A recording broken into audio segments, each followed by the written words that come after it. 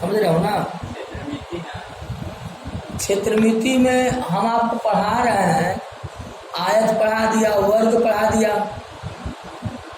आप लोगों ने कहा कि वैसे तो हम त्रिभुज से स्टार्ट करने चाहते थे, त्रिभुज, फिर चतुर्भुज, फिर पंचभुज, अष्टभुज, वृत्त, घन घनाभ, तब धीरे धीरे लेके गए होते। तो आप लोग कहे कि नहीं सर आयतें पढ़ा दी, तो आयतें मैं पढ़ा दिया। शांति से पढ़ो, बोल मत पटर पटर। देखो हमने आपको पहला पॉइंट आयत पढ़ा दिया। क्या पढ़ाएंगे? तुम लाइन में बने रहो, सब तुमको समय जैसे जैसे आएगा वैसे वैसे समय के आधार तुम सीखते जाओगे। छटपटाओ मत। पहला आयत मैंने पढ़ा दिया, दूसरा वर्ग पढ़ा दिया। अब हम जा रहे हैं त्रिभुज पढ़ाने।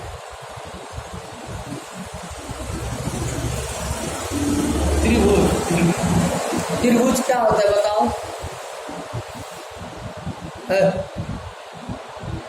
त्रिभुज क्या होता है? ट्रायंगल। हाँ,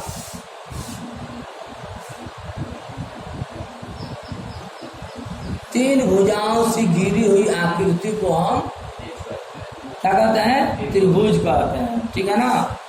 तो त्रिभुज में भी कई प्रकार के त्रिभुज है, टाइप ऑफ ट्रायंगल, त्रिभुज के प्रकार।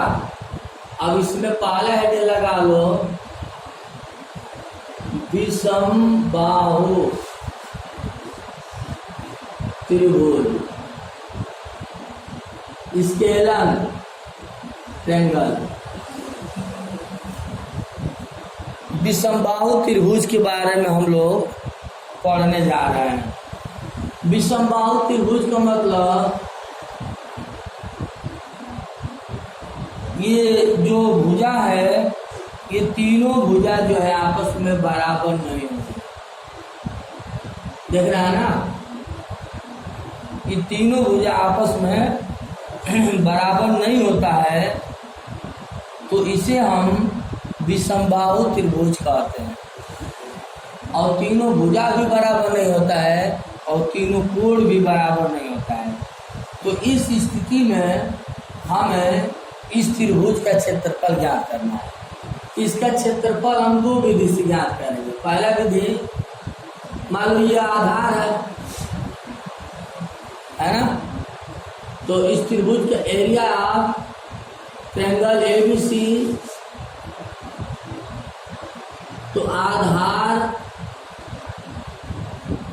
गुणे लंब, यहाँ लंब गिरा देते हैं। ये भी 90, लंब का मतलब क्या होता है? 90 डिग्री। ये भी 90 डिग्री, ये भी 90 डिग्री। ये मैंने लंब गिरा दिया है, शीर्ष B से आधार AC पर BD लंब गिरा दिया है। तब एरिया ऑफ ट्रायंगल ABC क्या हो जाएगा? आधार गुणे लंब बटा दो। एक तो बेसिकली यह तरीका है, आधार गुणे लंब बटा दो। मतलब किसी मतलब विषमबाहु त्रिभुज में कोई एक आधार मालूम है और उसमें किसी शीर्ष से लंब मालूम है, तो उस विषमबाहु त्रिभुज का क्षेत्रफल हम निकाल सकते हैं। अब मान लीजिए कि ये लंब नहीं मालूम है, लंब नहीं मालूम है, तब इस स्थिति में कैसे हम इस त्रिभुज का क्षेत्रफल निकालेंगे? दूसरी स्थिति क्या है? A के सामने वाली भुजा A मानते हैं, B के सामने वाली भुजा B माना जाता है और C के सामने वाली भुजा C माना जाता है। तो पहले अर्ध परिमाप निकालते हैं। अर्ध परिमाप क्या होता है? तीनों भुजाओं का योग बटा 2। तीनों भुजाओं का योग तो परिमाप होता है, पेरीमीटर। कल मैं बताया था ना, पिछले एपिसोड में मैंने आपको बताया था कि किसी मतलब त्रिभुज की तीनों भुजाओं के योग को हम लोग क्या बोलते हैं? परिमाप बोलते हैं। और हमें अर्ध परिमाप क्या हो जाएगा? A + B + C बटा 2। ये हो गया अर्ध परिमाप। अब इसके बाद एरिया ऑफ ट्रायंगल ABC निकालते हैं। तो कड़ी में होता है S, S minus A, S minus B. Heron's formula इसको बोलते हैं हम लोग। हीरो नहीं, हीरोन्स, ठीक है ना। तो ये आ गया दूसरी विधि।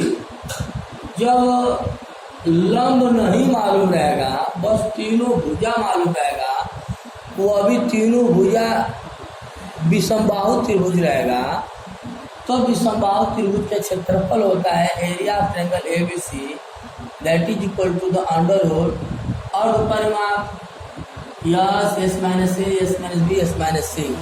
यस का मतलब तीनों भुजा निकाल लेना अजीत, तीनों भुजा निकाल लेना, अब तीनों भुजा निकाल के जोड़ देना, और जोड़ के दूसरे भाग कर दोगे तो अर्ध परिमाप आ जाएगा। और उस त्रिभुज ए बी सी के क्षेत्रफल कैसे निकालोगे? और कड़ी में अर्ध परिमाप और इंटू अर्ध परिमाप माइनस एक भुजा इंटू अर्ध परिमाप माइनस दूसरी भुजा इंटू अर्ध परिमाप माइनस को हल करके वर्गमूल ले लीजिएगा, तो इस विषमबाहु त्रिभुज का क्षेत्रफल आ जाएगा। समझ में आ गया बात? अगला हेडिंग लगाइए, एक बात बी नंबर लगाइए, समद्विबाहु। समद्विबाहु नोट कर लीजिए आप लोग। हाँ, समद्विबाहु त्रिभुज आइसोसेलस, आइसोसेलस ट्रायंगल। हाँ, इसमें क्या है कि दो भुजा बराबर आता है। समझ में आ गया होगा आप लोगों को। ए बी सी दिख रहा है ना, जितना यह भुजा है उतना यह भी भुजा है। इसमें क्या है कि दो भुजा होता है बराबर, तब इसका क्षेत्रफल कैसे निकालेंगे? ए के सामने वाली भुजा ए होता है, बी के सामने वाली भुजा बी होता है, सी के सामने भुजा सी होता है। अब area of triangle A B C निकालेंगे आप, ठीक है ना। तो अब जो है ये सेम लिखेंगे, यहाँ भी यही लिखेंगे, ए है तो ये भी यही रहेगा। तो इसका क्षेत्रफल कैसे निकालते हैं? चाहे तो हीरोन्स फार्मूला से भी निकाल सकते हैं, या ये लंबवत दूरी को निकाल लीजिए, इस पर लंब गिरा दीजिए, 90, ये भी 90 हो गया। अब ये b है तो ये b/2 हो जाएगा, क्यों? और यह a है, तो कुल मिलाकर ए डी बी समकोण त्रिभुज हो गया। और समकोण त्रिभुज से यानी पाइथागोरस प्रमेय से BD निकाल लेंगे आप, मतलब लंब निकाल लेंगे आप, नहीं समझे? देखिए ए बी सी है ना, तो जितना भुजा यह है उतना ही भुजा यह है, और ये बी है, और यह शीर्ष से लंब गिराओगे इसको दो बराबर भागों में बांट देंगे। यह बी है तो ये b/2 हो जाएगा, यानी ये भी भुजा मालूम, ये भी भुजा मालूम, तो पाइथागोरस प्रमेय से लंब निकाल लेंगे आप। और लंब निकाल लेंगे तो क्या हो जाएगा? फार्मूला आधार गुणे लंब बटा 2। इस फार्मूले से इस आइसोसेलेस ट्रायंगल का आप जो है एरिया निकाल लेंगे आप, या चाहे तो हीरोन्स फार्मूले से ही निकाल लीजिए। हीरोन्स फार्मूला से कैसे निकालेगा? यस निकाल लीजिए, a plus B, a plus B अब /2 कर लेंगे, यस कुल मिला के आ जाएगा। और उसके बाद एरिया ऑफ ट्रायंगल ABC क्या हो जाएगा? Under root yes minus A, S minus B, और रख कर गुणा कर देंगे तो उसका एरिया आ जाएगा। क्यों? अब समबाहु इक्विलेटरल ट्रायंगल आ जाइए, समबाहु, समबाहु equilateral,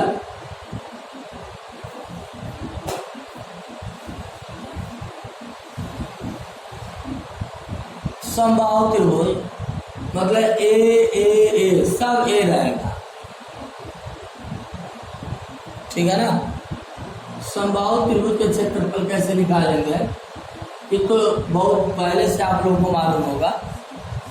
area of triangle ABC क्या हो जाएगा, √3/4 भुजा का वर्ग। क्यों, ये आप लोगों को पहले से मालूम होगा कि समबाहु त्रिभुज के क्षेत्रफल कैसे निकालते हैं। √3/4 भुजा का वर्ग होता है। हो गया, नोट हो गया, जल्दी नोट करिए।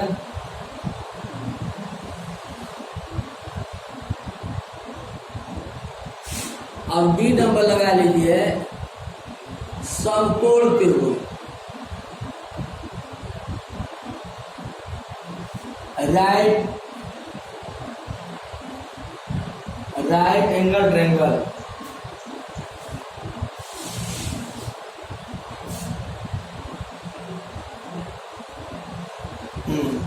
ये आसान है इसका निकालना। ऐसे ABC, अब इसका क्षेत्रफल कैसे निकालेंगे, ये आसान है। एरिया ABC आधार हुए लंब बटा 2। AB क्या आधार है, लंब क्या है BC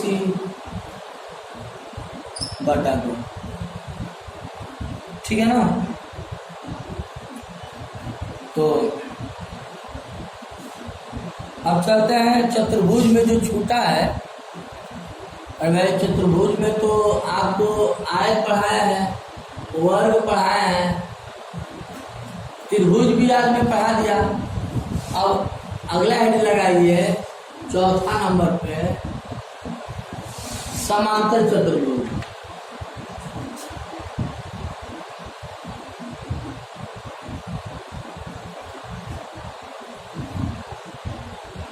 पैरेललोग्राम,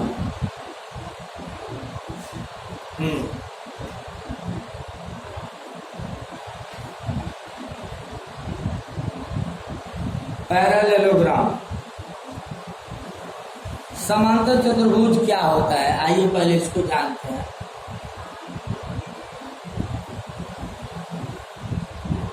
देखिए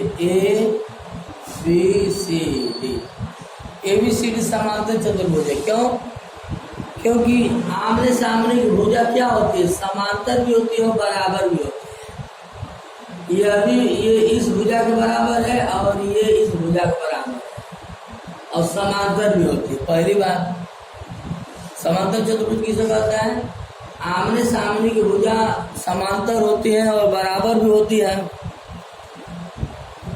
और एक न्यून कोण होता है, देख रहा है ना, एक सम्मुख कोण न्यून कोण होता है, एक्यूट एंगल, एक्यूट एंगल मतलब न्यून कोण, और एक होता है अधिक कोण, ऑब्ट्यूज।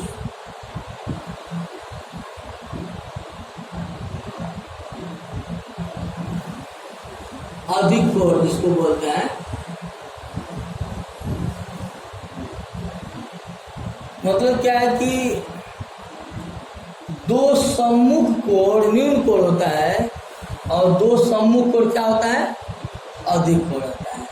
तो इस प्रकार के चतुर्भुज को हम समांतर चतुर्भुज कहते हैं। एक बार और परिभाषा,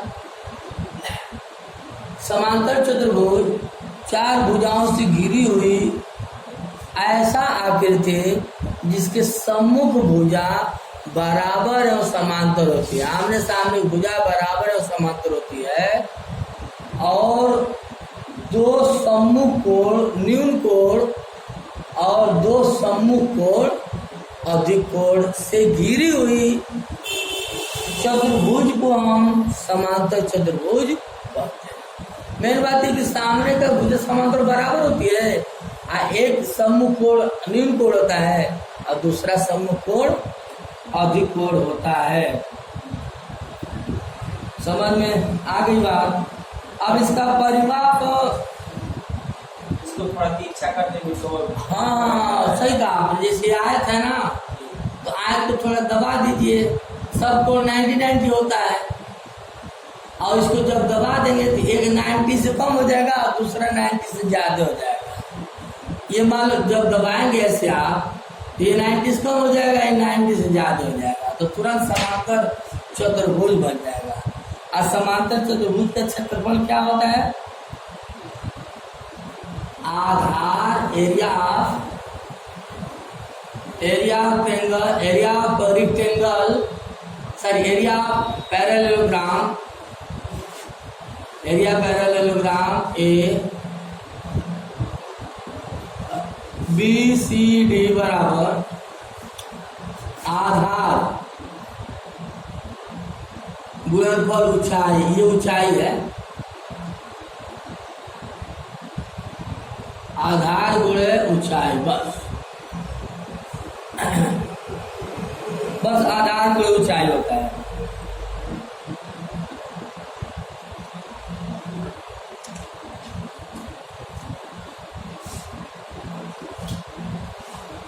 ठीक है ना, आधार गुणे ऊंचाई होता है। नोट कर लीजिए, हो गया। अब 5वां पॉइंट पे परिमाप अगर निकालना था तो परिमाप आसान है, चारों भुजाओं को जोड़ दीजिए। 5वां पॉइंट हम लोग आ गए, ये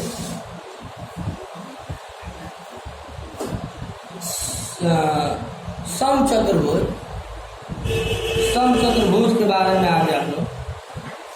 तो देखिए ये जो समचतुर्भुज है, जिसे वर्ग है ना राकेश, अब इसको दाब दीजिए, आयत को दबा देंगे तो समांतर चतुर्भुज बन जाएगा, और वर्ग को ये दोनों शीर्ष दबा देंगे तो समचतुर्भुज बन जाएगा।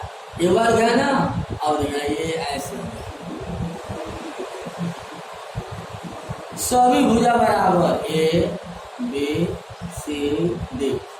तो वर्ग में क्या होता है, सभी भुजा क्या होता है, बराबर होता है। और देखिए आमने सामने भुजा क्या होती है, बराबर और समांतर। आमने सामने भुजा बराबर और समांतर। और इसमें भी वही बात है, एक न्यून कोण होता है और एक अधिक कोण होता है। इसमें सभी भुजा क्या होता है, बराबर होता है। और समांतर चतुर्भुज में सिर्फ आमने सामने की भुजा बराबर होता है। तो इसका अब इसमें एक और विशेषता है कि इसके जो विकर्ण होते हैं वो कभी भी बराबर नहीं होते हैं। एक विकर्ण की लंबाई d1 है और दूसरी विकर्ण की लंबाई, और इसमें एक और विशेषता होता है कि सारे विकर्ण जो होते हैं 90 डिग्री पे इंटरसेक्ट करते हैं। और इसका जो क्षेत्रफल होता है, area A B C D d1 d2 बटा 2 होता है। पहला विकर्ण गुणनफल दूसरा विकर्ण, और दूसरे भाग कर देंगे तो क्या बोलता है, समांतर चतुर्भुज, सॉरी सम चतुर्भुज, रोम्बस। 5वां पॉइंट है सम चतुर्भुज रोम्बस। RHOMBUS rhombus. रोम्बस मतलब होता है सम चतुर्भुज। तो सम चतुर्भुज का क्षेत्रफल आप लोग समझ गए होंगे कैसे निकालते हैं। दोनों विकर्णों का लंबाई में गुणा कर दीजिए और 2 से भाग कर दीजिए तो आ जाएगा। अब देखिए, अब फुल एंड फाइनल क्या आपको निष्कर्ष मिल गया। अब आपको फुल एंड फाइनल निष्कर्ष ये मिल गया कि अब क्वेश्चन कल क्या चलेगा। अब आप लोग लेके आना, मान लो 10 स्टूडेंट हो, 2-2 क्वेश्चन लेके आओगे तो एक लड़का 10-20 क्वेश्चन तैयार करेगा। अब आप लोगों को क्या मैं होमवर्क दे रहा हूँ। अब त्रिभुज से संबंधित चाहे जांच क्वेश्चन हो, आयत से, वर्ग से, चतुर्भुज से, त्रिभुज और चतुर्भुज सीधे सीधे है, त्रिभुज और चतुर्भुज से संबंधित क्वेश्चन आप चाहे जहाँ से लेके आइए, हल करना घर पे, हल हो जाएगा तो ठीक, नहीं हल हो पाएगा तो हमारे पास ले आना। और आप जिस कंपटीशन से जुड़े हो, अगर आप ISPC से जुड़े हो तो ISPC से क्वेश्चन लेके आना, आप SSC से जुड़े हो तो SSC से लेके आना। माने जो स्टूडेंट चाहे जिस वनडे एग्जाम से जुड़ा है उससे क्वेश्चन लेके आएंगे। कल चलेगा मंथन त्रिभुज और चतुर्भुज का, बस एक टुक में यही समझ लीजिए। और इसके बाद हमारा टारगेट होगा